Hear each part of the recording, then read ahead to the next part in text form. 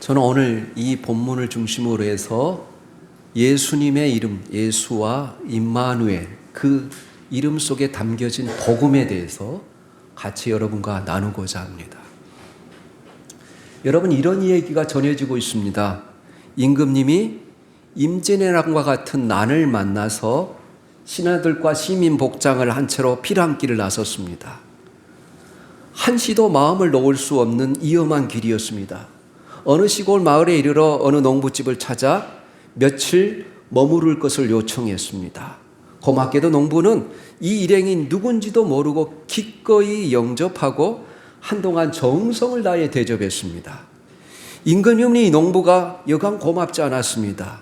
이윽고 정세가 회복되어 황궁하게 되자 임금님은 여전히 신분을 밝히지 않는 채 농부 보고 말했습니다. 그동안 신세를 많이 졌습니다. 내가 이 은혜를 갚아야 되겠으니 소원이 있으면 한 가지만 말해보시오. 내가 들어주리이다. 이렇게 말했습니다. 농부는 대답했습니다. 제게 무슨 별다른 소원이 있겠습니까? 보시다시피 먹을 것도 넉넉하고 몸도 건강합니다. 이때껏 이렇게 살아왔고 앞으로도 이렇게 살아갈 것입니다. 그러나 임금님은 기어이 소원을 말해보라고 거듭 요청했습니다. 굳이 그러하시다면 농부는 말을 꺼내면서 며칠 있으면 제 환갑입니다. 아이들이 정성을 모아서 잔치를 해준다고 하니 제가 초청하거든 꼭 왕림해 주십시오. 이렇게 말했어요. 임금님은 착하고 욕심 없는 이 농부의 사람됨에 깊이 감탄하면서 알겠소 하고 돌아갔습니다. 며칠 지나 환갑날 농부의 집에 난데없이 임금님의 대행차가 이루어졌습니다. 그 환갑잔치가 어떻게 되었을까요? 농부는 하루아침에 유명 인사가 되었습니다. 이 농부가 보통 사람이 아니구나. 사람들이 사방에서 애물을 바리바리 들고 왔습니다. 명예를 얻었을 뿐만 아니라 부자가 되었습니다. 심지어는 그 집에 임금님이 다녀갔다고 해서 기념비까지 세웠다고 합니다. 여러분, 오늘 우리가 크리스마스를 맞이하여서 복이 무엇일까? 여러분, 복이라는 것이 무엇이라고 생각하십니까? 여러분은 어떤 것이 복이라고 생각하십니까? 우리가 어떤 사람을 보면 그만하면 그 정도 조건이면 충분히 행복할 수 있을 것 같은데 행복하지 않는 사람들이 많이 있습니다. 그만하면 날마다 웃을 것 같은데 늘 풀죽어서 사는 사람이 있습니다. 왜 그럴까요? 축복관이 잘못되었기 때문에, 행복에 대한 가치관이 잘못되었기 때문이에요. 여러분, 그러므로 우리가 축복관, 행복관의 이 가치관을 여러분, 우리가 거듭나고 하나님의 자녀가 되었다면 바꿀 필요가 있어요. 기독교식으로 기독교 안에서 행복이 무엇일까? 주님 안에서 행복이 무엇일까? 우리가 그렇지 않다면 예수를 믿기 전과 믿는 후가 전혀 다를 수가, 여러분, 차별이 되지 않습니다. 그 사람의 소원이 예수 믿는 것과 관계가 있어야 되고 그 사람의 행복관이 예수 믿는 것과 관련이 있어야 되죠. 그런 상태에 살아가는 사람들을 보면 여러분, 예수를 믿으면서 행복하지 못하고 기쁨과 웃음이 그 얼굴에 있지 않냐고 늘 여러분 그렇게 풀죽어서 살아가는 사람들을 보면 안타깝습니다. 이제 우리는 복음의 개념 안에서 여러분, 예수 그리스도의 모든 것은 다 유앙겔리온, 기쁜 소식이에요. 마태복음, 마가복음, 누가복음, 요한복음 다 여러분 복음이란 말을 듣잖아요. 이 복음이란 말이 뭡니까? 기쁜 소식이에요. 오늘 여러분이 이 성경을 읽을 때 과연 이 말씀이 기쁜 소식으로 들려지고 있습니까? 이 복음의 첫 페이지가 무엇입니까? 임마누엘, 하나님이 우리와 함께 계신다는 소식이에요. 이 광활하고 광대한 우주를 말씀으로 창조하신 전능하신 하나님이 우리와 함께 하신다는 이 소식, 우리와 함께 하시기 위해서 아기 예수로 오셨다는 이 소식, 여러분의 마음을 기쁘게 하고 여러분을 행복하게 해준 일이 있습니까? 이 엄청난 사실이 여러분과 아무런 관련이 없고 여러분에게 기쁜 소식이 되지 못했다면 여러분, 이 사실을 깨닫고 감격한 적이 전혀 없다면 내가 하나님을 참으로 믿고 있는지 생각해 볼 필요가 있어요. 여러분, 깊이 생각해 봅시다. 문제는 이 하나님과 나와의 관계예요. 존재의 문제입니다. 소유의 문제가 아니에요. 내 소원 성취의 여부가 아니에요. 내 깨달음의 문제도 아니에요. 내 지식과 교양이나 내 인격의 문제가 아니에요. 한마디로 말해서 문제는 하나님과 나의 관계가 제대로 돼 있느냐 하는 거예요. 내가 하나님의 자녀되는 이 존재의 목적에 있습니다. 존재의 문제에 있습니다. 하나님과 나의 관계에 대해서 모든 철학과 모든 종교와 모든 사상이 대체로 두 가지로 생각합니다. 하나는 사람이 하나님께로 나아가는 길이 있고, 또 하나는 하나님께서 사람에게 오시는 길이 있습니다. 이 두 길을 평생토록 연구해서 유명해진 신학자가 있습니다. 니그 렌이라는 신학자예요.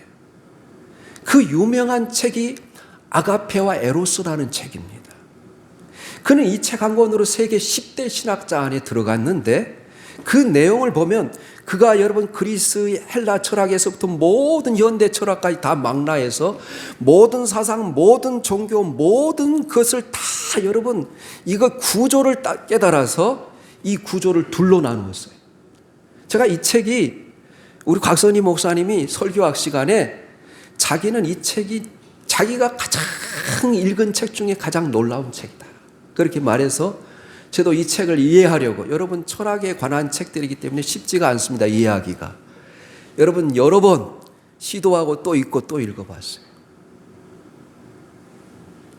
이 사람은 사람이 모든 노력을 기울여 하나님께로 가는 길이 있다는 거예요. 윤리적인 노력, 모든 수도와 고행과 율법과 선행과 같은 방법을 통해서 하나님께 가고자 애를 쓰는 모습을 가리켜서 에로스라 그렇게 말합니다. 인간편에서 하나님의 사랑, 하나님께 대한 사랑.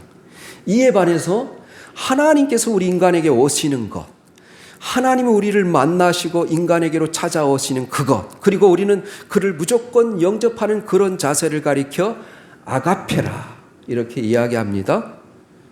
여러분, 오늘도 여러분은 복을 받기 위해서, 영생과 구원을 얻기 위해서, 천국에 가기 위해서 내가 좀 더 선하게 진실하게 의롭게 살고자 노력하여 하나님의 의에 이룰 수 있다고 생각하는 것, 이런 생각과 태도를 지니고 있습니까?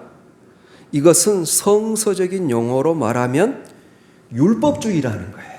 율법주의. 이러한 율법주의 신앙을 가지고는 평생을 믿어도 환한 웃음을 얻을 수가 없어요.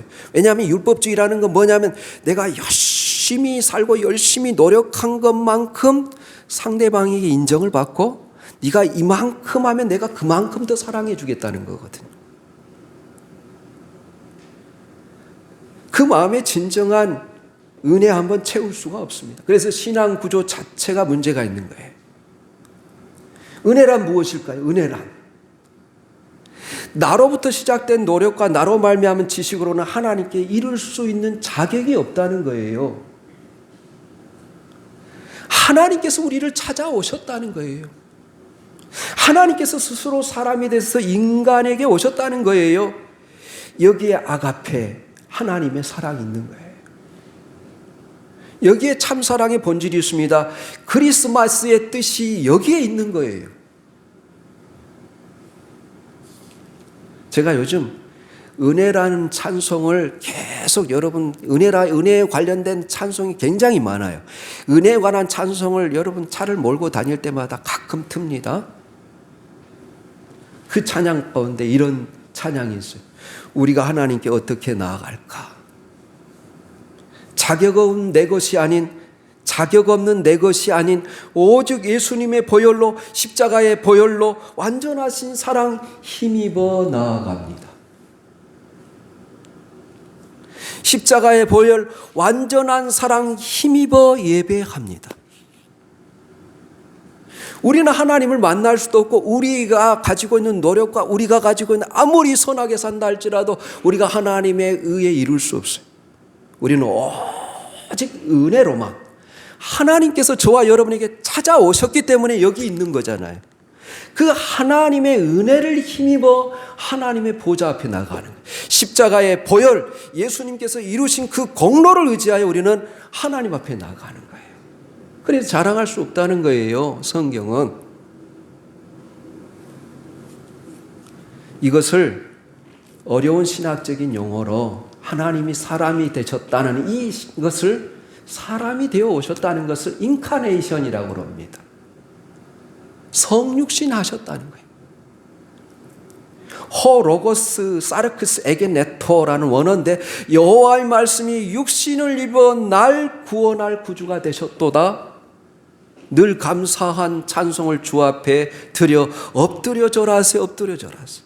아까 우리가 찬송하는 122장 4절의 말씀처럼 여호와의 그 구약의 모든 말씀을 다 이루시고 그 말씀을 말씀하신 하나님이 육신이 되어 사람이 되어 오셨다는 거예요. 그분이 바로 아기 예수님이시죠.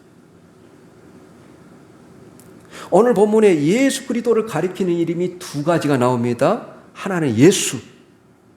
아이를 낳거든 그 이름을 예수라 하라. 예수는 무슨 뜻이라고 그랬어요? 저희 백성을 죄에서 구원할 자라. 예수님의 본성, 예수님이 어떤 사람이냐라는 것은 예수님은 구원자라는 거예요. 구원자. 어디에서 우리를 구원하신 구원자라는 거예요? 죄에서 우리를 구원하실 구원자라는 거예요. 모든 세상의 질병과 고통과 모든 여러분의 실패의 모든 원인이 어디에 있느냐? 성경의 표현에 의하면 죄에 있어요. 죄. 그래서 우리를 그 죄에서 구원할 자, 그분의 이름이 예수라는 거예요. 예수와 여호수아, 호세아 이름이 다 똑같습니다. 하나님이 우리를 구원하신다라는 뜻이에요. 그런데 여러분, 우리 인간들은 죄로 말미암아 생명의 근원이신 하나님과 단절됐습니다. 영원히 멸망할 수밖에 없었어요. 이렇게 죄로 인하여 단절된 하나님과 인간을 중간에서 연결하시고 우리를 구원하시기 위해서 예수님이 오셨습니다. 그러기 위해서 두 가지 존재성을 가지고 있어야 돼요. 그게 뭐냐면 하나님이 지니신 신성을 가지고 있어야 돼요. 또 하나는 인간이 지닌 인성을 지닌 존재여야 돼요. 그런데 인간의 본질적인 속성인 죄로부터 오염되지 않고 순수하고 무흠한 존재여야 했습니다. 이 두 가지 조건은 인간의 논리로는 절대 양립할 수 없어요. 왜냐하면 하나님은 육체가 아니라 영이기 때문에 그래요. 반대로 인간은 죄를 지닌 육체적 존재로서 죽을 수밖에 없는 존재이기 때문에 그렇습니다. 이것을 인간은 해결할 수 없어요. 그런데 하나님은 이 문제를 어떻게 해결하셨습니까? 하나님께서 그리스도를 요셉의 정혼자인 마리아를 통해 태어나도록 하심으로 구약 성경에 예언된 대로 다윗의 후손과 혈통으로 오게 하시고 인성을 지닌 존재로 태어나게 하셨어요. 그러나 동시에 동정녀 마리아로 하여금 성령으로 잉태케 하심으로 그리스도를 인간의 원죄와 무관한 거룩한 신성, 성령으로 온전히 잉태하게 하셨어요.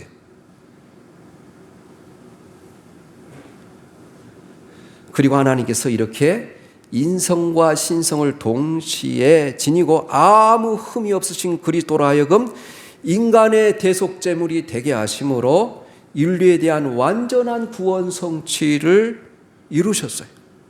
이 십자가에 나타난 완전한 지혜와 완전한 사랑과 이 보혈의 능력으로 우리를 구원하셨어요. 그래서 우리가 구원받는 것은 전적인 하나님의 은혜라는 사실을 믿으시기를 예수님의 이름으로 축원합니다. 사랑하는 교우 여러분, 우리는 이러한 하나님의 경륜과 이 그리스도의 놀라운 비밀을 분명하게 깨닫고 이것에 대해서 절대 흔들리지 말아야 돼요. 우리가 사는 이 시대를 다원주의라고 합니다. 무슨 말이냐면 산의 정상은 하나라면 이 산을 오르는 길은 다 다르다는 거예요. 신월동에서 오르는 길이 틀리고 목동에서 오르는 길이 틀리고. 예, 그렇습니다. 또 구로동에서 오르는, 우리 그 사택 뒤편에 여러분 그 새로운 신도시가 아파트가 지어졌고 거기에 조그마한 산이 있는데 목동에서도 올라가는 길, 신월동에서 올라가는 길, 여러분 구로동에서 올라가는, 고척동에서 다 올라가는 길이 다 다르는데 정상은 하나일 수 있잖아요. 이게 다원주의.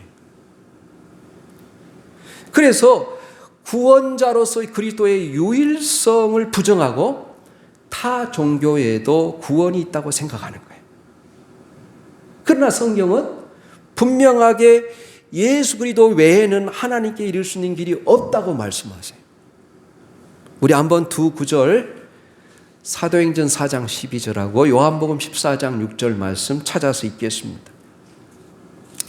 먼저 사도행전 4장 12절 말씀입니다. 같이 읽습니다. 시작. 다른 이로서는 구원을 받을 수 없나니 천하 인간 중에 구원받을 만한 다른 이름을 우리에게 주신 일이 없음이니라. 요한복음 14장 6절입니다. 우리 같이 또 읽겠습니다. 시작. 예수께서 이르시되 내가 곧 길이요 진리요 생명이니 나로 말미암지 않고는 아버지께 이를 수가 없느니라. 그렇게 말합니다. 그렇습니다. 하나님은 인간을 구원할 수 있는 어떤 다른 길도 우리에게 주신 일이 없어요. 예수 이름만이 우리를 구원해 주실 것이라는 거예요. 십자가의 길 외에 천하 인간을 구원할 만한 다른 방법을, 다른 길을 주신 적이 없다는 거예요. 오직 예수 그리스도를 통해서만 아버지 하나님께 설 수 있습니다. 아버지 하나님께 갈 수 있습니다. 구원의 길은 이 길 한 길밖에 없다는 거예요. 진리는 하나 예수밖에 없다는 거예요. 그래서 영어의 더라는 단어를 the truth, the way, the truth, the life, 유일한 거에 더라는 정관사를 쓰지 않습니까? 유일한 생명의 길이고 유일한 진리고 여러분 유일한 여러분 생명이라는 거예요. 그래서 영원한 생명은 오직 하나, 예수 안에 있음을 믿으시면 아멘 하시길 바랍니다. 그래서 우리 선한 행위가 모자라도 괜찮아요. 죄가 있어도 괜찮아요. 내 모습 그대로 하나님께 나오십시오. 이제 손을 내밀어 하나님이 마련하신 이 성탄의 최고의 선물, 예수 그리스도를 받으시고 영접하십시오. 우리 다시 한번 간단하게 여러분 따라서 한번 여러분이 고백하시길 바랍니다. 하나님, 나는 죄인입니다. 나의 죄를 용서해 주십시오. 내 마음의 문을 엽니다. 예수님을 나의 구주로 영접합니다. 내 마음에 들어오십시오. 주님만을 의지합니다. 예수님만을 이제 믿고 따르겠습니다. 예수님의 이름으로 기도합니다. 아멘. 여러분은 모두가 예수 그리스도를 구주로 영접함으로 하나님의 자녀가 됐어요. 이 놀라운 진리를 확신하고 어떤 상황에서도 흔들리지 말고 천성을 향해 똑바로 흔들리지 말고 달려갈 수 있는 성도들이 다 되시기를 예수님의 이름으로 축복합니다. 오늘 22절 말씀이에요. 22절에 보면 이 모든 일에 된 것은 주께서 선지자로 하신 말씀을 이루려 하심이라 일렀을 때 보라 처녀가 잉태하여 아들을 낳을 것이요 그 이름을 임마누엘이라 하리라. 이 예수님의 탄생은 하나님의 섭리와 계획 속에서 또 처녀 마리아의 몸에서 잉태된 것은 성령으로 잉태된 것을 이미 700년 전에 이사야 선지자를 통해서 약속하셨다는 거예요. 그래서 이 말씀은 이사야서 7장 14절 말씀이에요. 그러면 하나님께서 예수님을 통해서 우리를 구원하신다는 이 약속은 이사야 선지자가 700년 전에 약속했지만 여러분 하나님은 창세기 3장 15절에 벌써 말씀하셔요. 언제요? 아담과 하가 선악과를 따먹어 타락할 때 벌써 하나님은 인간을 구원하실 방법을 여자의 후손으로 약속을 하시고 계세요.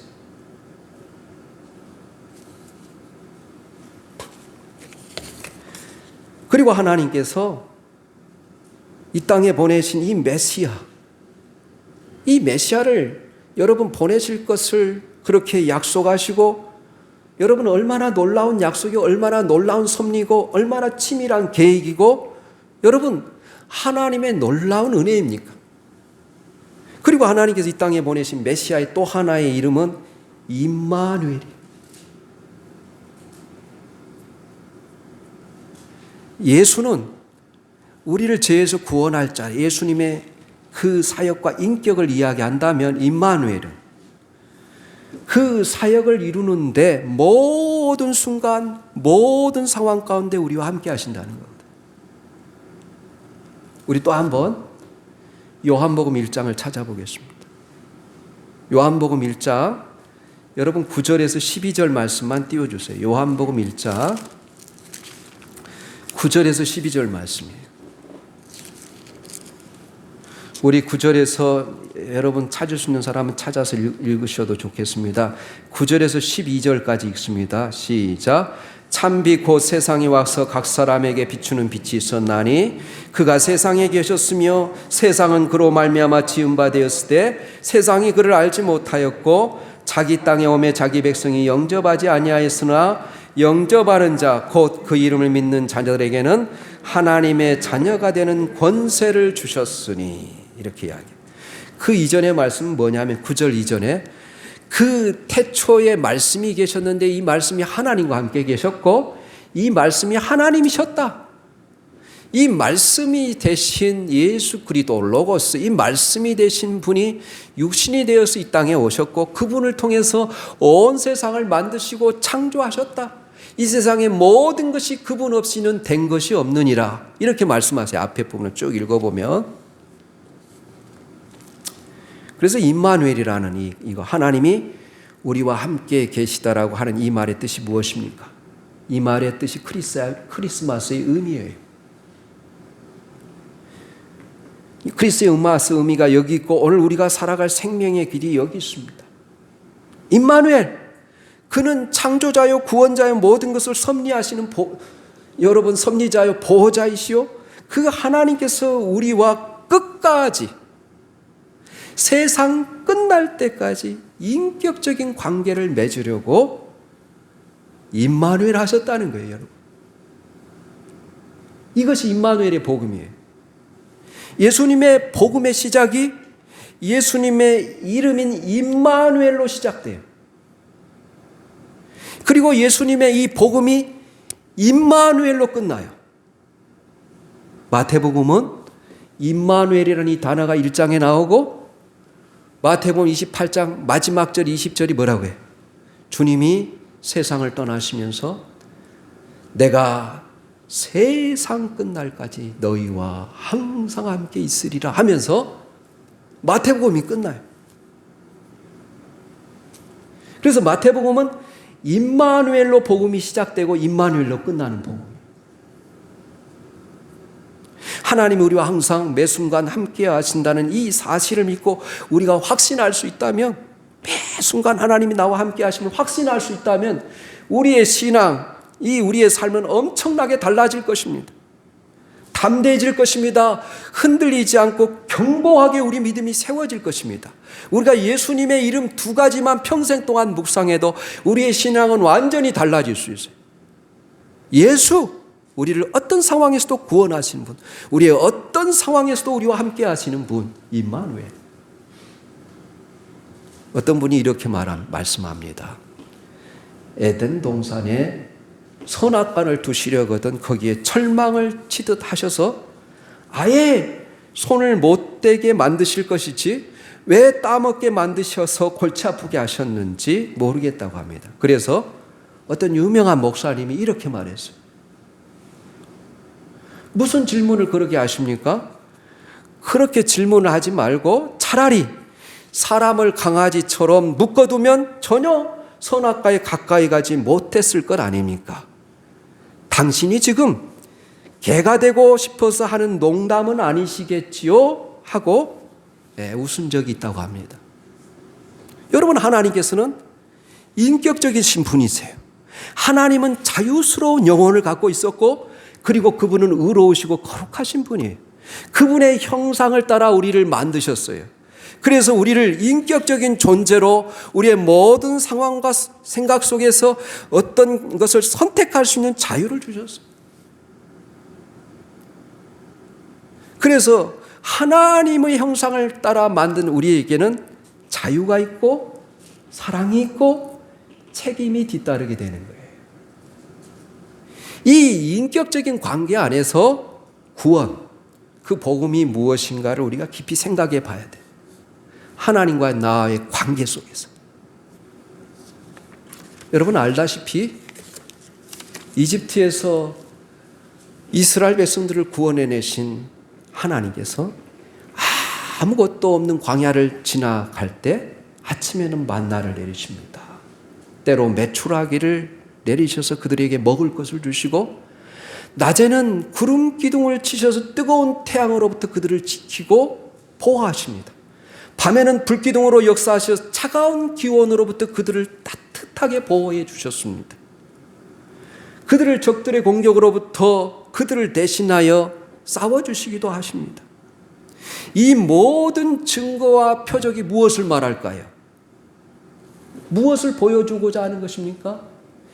임마누엘, 하나님이 너희와 항상 함께 계신다. 이것을 알게 하시는 표정이, 이스라엘 백성들은 그렇게 매일매일 하나님이 구름 기둥과 불 기둥으로 또 먹을 것을 통해서 광야를, 아무것도 없는 광야를 40년 동안 먹이시고 입히셨어요. 이 모든 것이 하나님이 우리와 함께 하신다는 걸 보여주기 위해서예요. 그런데도 알지 못해요. 그런데도 깨닫지 못해요. 그래서 여러분, 창세기부터 여러분 계시록까지 함께 하신다는 말이 가장 많이 아마 기록되어 있을 거예요. 하나님께서 모세를 통해서, 인간 목자 모세를 통해서 이스라엘 백성들을 구원해 내실 때 출애굽기 3장에서 보면 떨기나무 불꽃 가운데 불이 붙었는데 꺼지지 아니하는 불, 그것에 호기심을 갖고 다가가시지 않습니까? 그러면서 하나님이 누구신가를 소개해요. 그러면서 출애굽기 3장 11절 12절에 어떻게 약속하시는지 우리 한번 또 찾아보겠습니다. 읽겠습니다. 출애굽기 3장 11절 12절 말씀 여러분 띄워주시고, 또 이사야 43장 2절 말씀 또 준비해 주시기 바랍니다. 여러분, 출애굽기 3장 11절 12절이에요. 우리 같이 읽겠습니다. 시작. 모세가 하나님께 아뢰되 내가 누구에게 바로에게 가며 이스라엘 자손을 애굽에서 인도하여 내리까? 하나님이 이르시되 내가 반드시 너와 함께 있으리라. 내가 그 백성을 애굽에서 인도하여 낸 후에 너희가 이 산에서 하나님을 섬기리니 이것이 내가 너를 보낸 증거니라. 하나님이 이르시되 내가 반드시 너와 함께 있으리라. 이사야 43장 2절 말씀 또 우리 같이 올려주시면 읽겠습니다. 시작. 내가 물 가운데로 지날 때 내가 너와 함께 할 것이라. 강을 건널 때 물이 너를 침몰하지 못할 것이며 내가 불 가운데로 지날 때 타지도 아니할 것이요 불꽃이 너를 사르지도 못하리니. 이스라엘 백성들은 물을 건넌 백성이에요. 홍해를 건너고 여러분 요단강을 건너서 팔레스타인, 지금의 이스라엘 땅으로 오지 않습니까? 이 말이 뭐냐면 너희들이 물을 건널 때에도, 바다 홍해를 건널 때에도 내가 너와 함께 할 것이라. 강을 건널 때도 물이 너를 침몰하지 못하게 할 것입니다. 실질적으로 그렇게 하셨잖아요, 하나님. 내가 불 가운데로 지날 때, 이 불 가운데는 광야의 뜨거운 태양 아래 지나갈 때에도 모세에게 보여준 것처럼 이 꺼지지 않는 불꽃으로 내가 너희를 보호하시며 지켜주시며 그리고 너희들을 함께 하실 것이라는 그 약속의 말씀이. 그렇습니다. 우리가 죄를 꾸짖고 정죄만 하고 심판하신 하나님이 아니시라 연약한 우리에게 찾아오셔서 우리와 함께 하시는 하나님, 이 함께 하시는 하나님을 믿으셔야 돼요. 예배할 때나 기도할 때나 여러분 일상의 삶을 살아갈 때 아주 사소한 일에도 하나님이 나의 인생을 이끌어 주시고 인도하시고 함께 하실 것을 믿으시기를 예수님의 이름으로 축원합니다. 예. 유대인들은 여러분 메시아에 대한 약속을 받은 민족이에요. 그러므로 그들에게 메시아가 오셨다는 것은 그들에게 기쁜 소식이 아닐 수 없어요. 이 소식이야말로 그들에게는 전무후무한 복이요 영광입니다. 그래서 사도 바울은 세계 여러 지역에 살고 있는 디아스포라 유대인들, 여러분 사도행전에 보면 뭐 빌립보나 고린도나 여러분 이 데살로니가 지역이나 쭉 여러분 교회가 세워진 이야기가 나오지 않습니까? 그 모든 지역에 누구를 먼저 만나요? 유대인들을 만나. 유대인들이 세계에 흩어져서 살고 있었거든요. 그래서 그들을 만날 때마다 예수가 그리스도라, 예수가 그리스도라 혀가 닿도록 외칩니다. 그러나 유대인들은 바울이 복음을 전하는 곳마다 박해를 해요. 이방인들은 그 복음을 기꺼이 받아서 너무나 기쁘고 행복해 하는데 유대인들은 바울을 때리고 옥에 가두고 바울을 죽이려고 합니다. 바울이 어느 날 고린도 지역에서 박해로 인해서 크게 낙심하고 절망하고 있을 때 밤중에 주께서 환상 가운데 나타나셔서 이렇게 말씀하세요. 두려워하지 말라. 침묵하지 말고 말하라. 왜냐하면 주님께서 너와 함께 있을 것이라. 그러므로 어떤 사람도 너를 대적하며 해롭게 할 자가 없을 것이라. 이 성중에는 내가 택한 백성이 많으니라. 이 사도행전 18장 8절 9절 말씀 제가 그대로 읽어준 거예요. 교우 여러분, 우리 이야기가 아니지만 듣기만 해도 감격스럽지 않습니까? 이 말씀을 듣고 바울이 얼마나 위로와 용기를 얻었겠습니까? 우리 구주 예수님은 항상 이와 같으시다는 거예요. 항상 우리 곁에 계시며 우리를 떠나지 않으십니다. 실패로 인하여 두려움 가운데 있을 때에도 세상은 우리를 정죄하고 우리에게 심판하지만 그러나 우리가 낙심하고 실패하고 가장 인생의 어두운 밤을 지나가고 있을 때 하나님은 그때 우리에게 찾아오셔서 다가오시고 위로하시고 희망을 주시고 격려를 하신다는 거예요. 그러므로 낙심하지 말라는 거예요. 그러므로 두려워하지 말라는 거예요. 움츠러들지 말라는 거예요. 주님이 우리와 함께 하시며 우리를 능력의 손으로 순간순간 도우시고 지키심을 믿으시기를 예수님의 이름으로 권면합니다. 그래서 두려워하지 말라라는 이 여러분 단어가 나올 때마다 항상 그 다음에 따라한 단어 내가 너와 함께 있으리라. 두려워하지 말라. 내가 너와 함께 하리라. 놀라지 말라. 나는 내 하나님이 됨이니라. 내가 너를 도와주리라. 내가 너를 굳세게 하라. 참으로 나의 의로운 오른손 너를 붙들리라. 그래요. 창세기 28장 15절에 보면 여러분 가장 야곱이 절망했을 때 내가 어디로 가든지 너와 함께 있어 너를 지키며 내가 이 고향 땅 너희 아버지 집으로 돌아올 때까지 내게 약속한 것을 반드시 이루라. 내가 너를 결코 떠나지 아니라 내가 너와 함께 하리라 그러잖아요. 이렇게 하나님은 영원토록 우리와 함께 하시려고 인간이 되어 오셨다는 거예요. 우리의 모든 연약함을 아시고 우리 아픔과 상처를 공감하며 치유하시고 구원하시기 위해서 오셨다는 거예요. 그분이 바로 오늘 아기 예수로 이 땅에 태어나신 우리 주 예수 그리스도라는 거예요. 그러므로 예수님이 이 땅에 사람이 되어 오셨다는 것은 인류 역사상 최고의 방문이고 최고의 선물이고 임마누엘이야말로 하나님이 우리에게 베푸신 최고의 축복임을 믿으시기 바랍니다. 저 말구 위에 나타나신 태어나신 아기 예수와 우리를 대신하여 지신 골고다 언덕의 십자가를 바라볼 때마다 오늘 또 하나님께서는 우리에게 이렇게 말씀하시는 거예요. 내가 너를 이렇게 사랑한단다. 너는 내 아들이야. 너는 내 딸이야. 이 구체적인 사랑을 깨닫고 마음문을 활짝 열고 그를 구주로 영접하게 될 때에 비로소 우리가 하나님의 자녀로 새롭게 태어나는 거예요. 그를 믿고 영접하는 자에게 하나님의 자녀가 되는 권세를 주십니다. 하나님의 가정에, 천국의 가정에 여러분 그 가정의 일원이 되게 하십니다. 이제 내 앞에 어떠한 일이 있어도 상관없습니다. 하나님이 우리와 함께 하시기 때문이죠. 임마누엘, 이 성탄의 진정한 의미를 깨달아 항상 승리하시기를 예수님의 이름으로 축원합니다. 아멘. 하나님 아버지,